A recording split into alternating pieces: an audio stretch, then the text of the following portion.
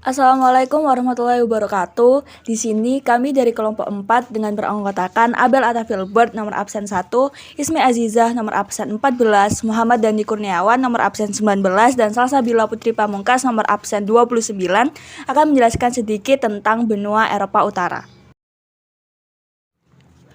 Topik yang akan kami bahas di sini adalah bentang alam, karakteristik iklim wilayah, suku bangsa, ras dan kebudayaan, komunitas utama wilayah, kondisi keamanan dan politik, dan juga sebaran wilayah. Kita mulai dari definisi Eropa Utara terlebih dahulu. Eropa Utara merupakan kawasan yang berbatasan langsung dengan Samudra Arktik atau Kutub Utara. Eropa Utara banyak dihuni oleh bangsa Skandinavia. Sebelum abad ke-19, sebutan Nordik atau Utara sering digunakan untuk menyebut Eropa karena meliputi negara-negara yang Nordik. Rusia, negara Baltik, pada waktu itu Livonia dan Kurland, dan juga Greenland. Kawasan Eropa Utara dibagi menjadi dua bagian besar. Yang pertama adalah wilayah independen dan wilayah dependen. Nah, wilayah independen adalah wilayah merdeka yang sepenuhnya terdiri atas Denmark yang beribu kota di Copenhagen, Norwegia yang beribu kota di Oslo, Swedia dengan ibu kotanya Stockholm, Finlandia yang beribu kota Helsinki, dan Islandia dengan Reykjavik sebagai ibu kota. Sedangkan untuk wilayah dependen adalah wilayah yang oleh karena suatu hal tidak dapat meraih kemerdekaan atau kedaulatan seperti layaknya sebuah negara. Di Eropa Utara terdiri dari Kepulauan Faroe, Jan Mayen, dan Svalbard. Selanjutnya, kami akan sedikit menjelaskan tentang bentang alam dari Eropa Utara. Slide tersebut menggambarkan tentang peta dari benua Eropa. Eropa Utara terletak pada bidang berwarna biru tua yang berdekatan dengan Eropa Timur dan Eropa Tengah. Ada banyak teori atau pandangan yang dikemukakan oleh beberapa pihak tentang negara yang merupakan bagian dari Eropa Utara. Eropa Utara dapat didefinisikan secara kasar untuk mencakup beberapa atau semua area berikut: Kepulauan Inggris, Fennoskandia, Semenanjung Jutlandia, dataran Baltik yang terletak di timur, dan banyak pulau yang terletak di lepas pantai dari daratan Eropa Utara dan benua utama Eropa. Dalam beberapa kasus, Greenland juga termasuk, meskipun hanya secara politik. Eropa terdiri dari bagian dari kerajaan Denmark dan tidak dianggap secara geografis di Eropa.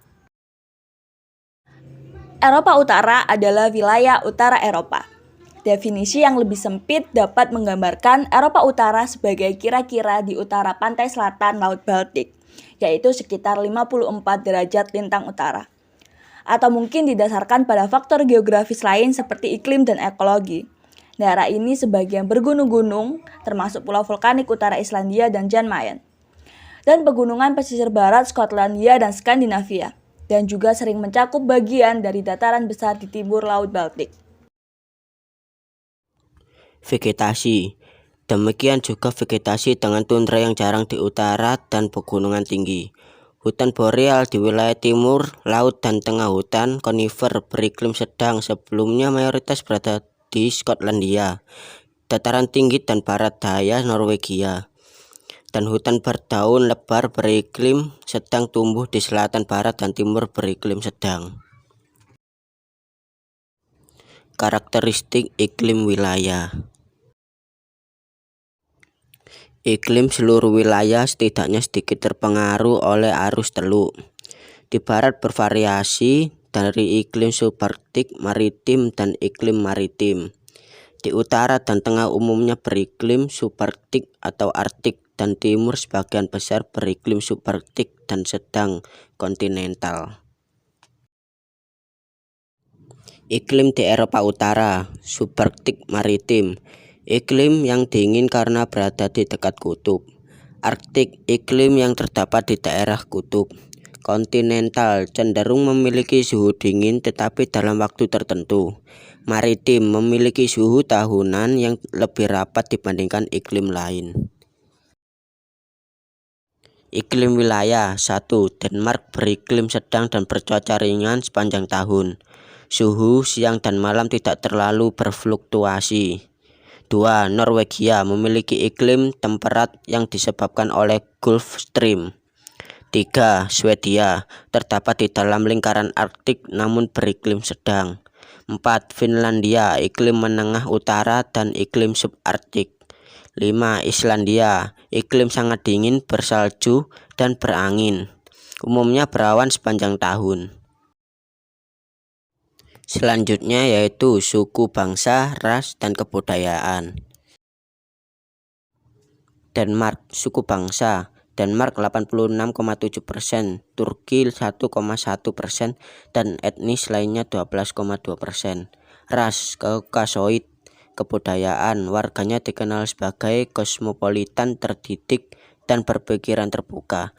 Kesetaraan juga dijunjung tinggi di sana. Untuk Norwegia, suku bangsa mereka adalah suku Nordik, ras mereka adalah ras Nordik dan Kaukasoid.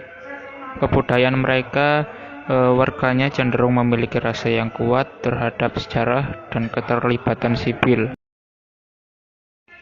Dan berikutnya adalah Swedia. Untuk suku bangsa ada suku Swedia yang berjumlah sebanyak 86,5%, Finno-Ugrik 3,1%, Slavia 2,6%, dan suku-suku lain 5,6%. Untuk ras di Swedia adalah ras Kaukasoid, dan untuk kebudayaannya, warganya menganut kuat tentang egalitarianisme, yaitu paham tentang kesetaraan.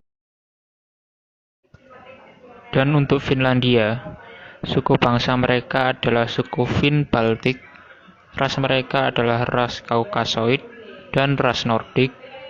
Kebudayaan mereka sama dengan Swedia, yaitu mereka dikenal dengan paham egalitarianismenya, namun masyarakatnya lebih santai dan tidak terlalu formal.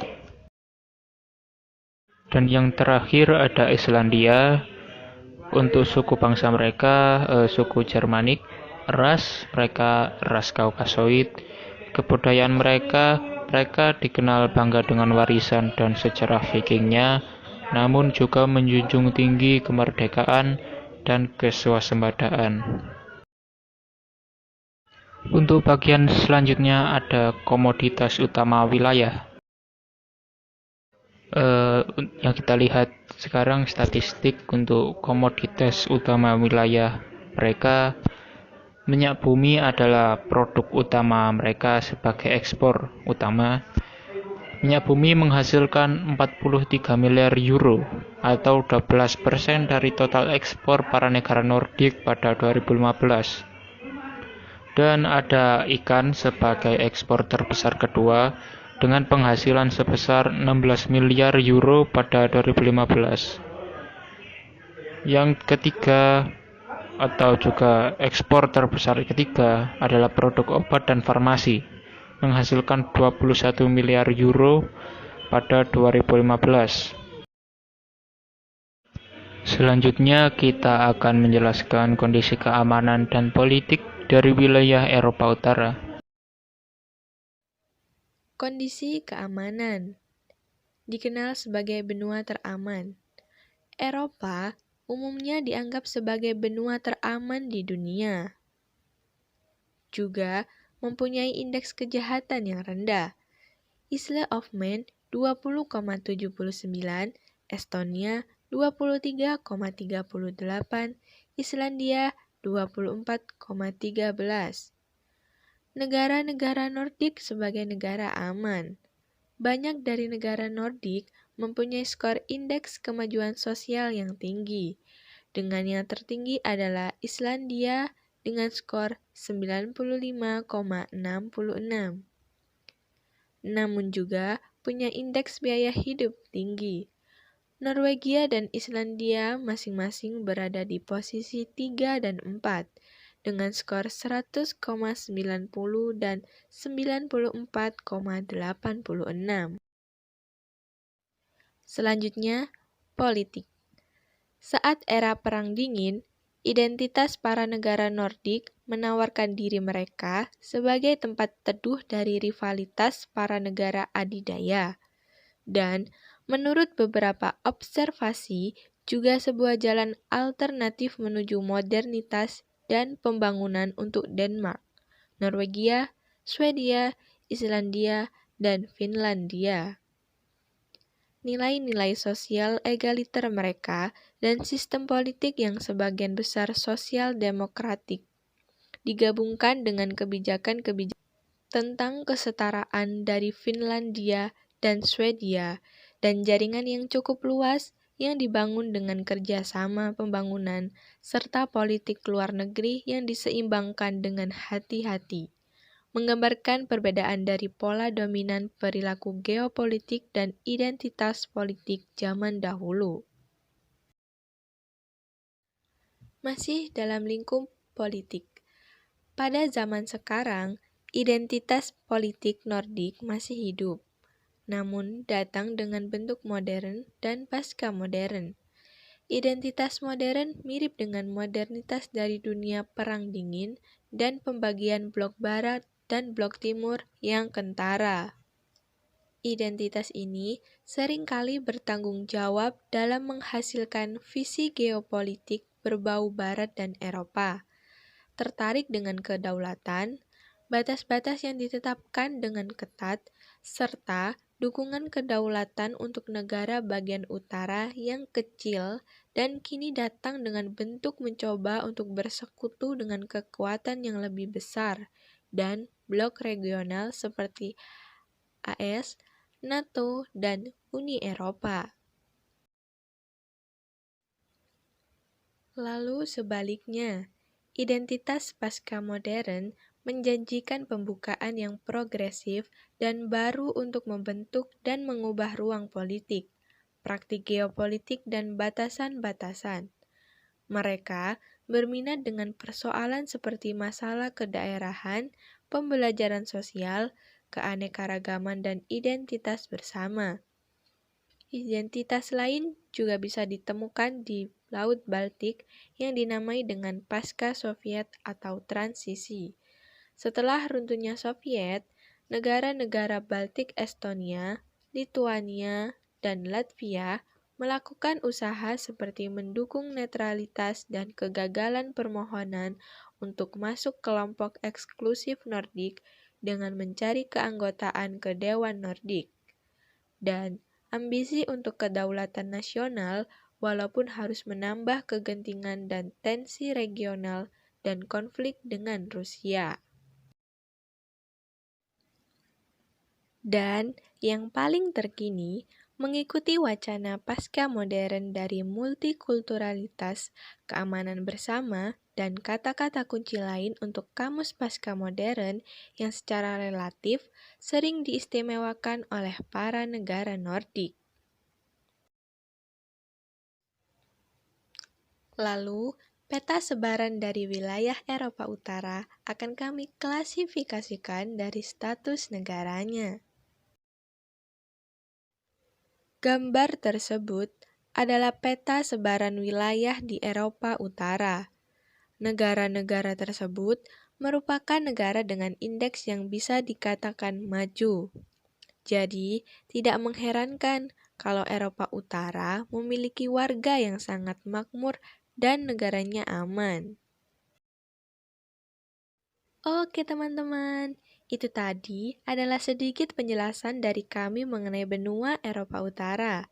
Kurang lebihnya, kami mohon maaf dan kami ucapkan terima kasih banyak karena telah menyaksikan video ini dari awal hingga akhir. Sampai jumpa di lain kesempatan ya. Dadah!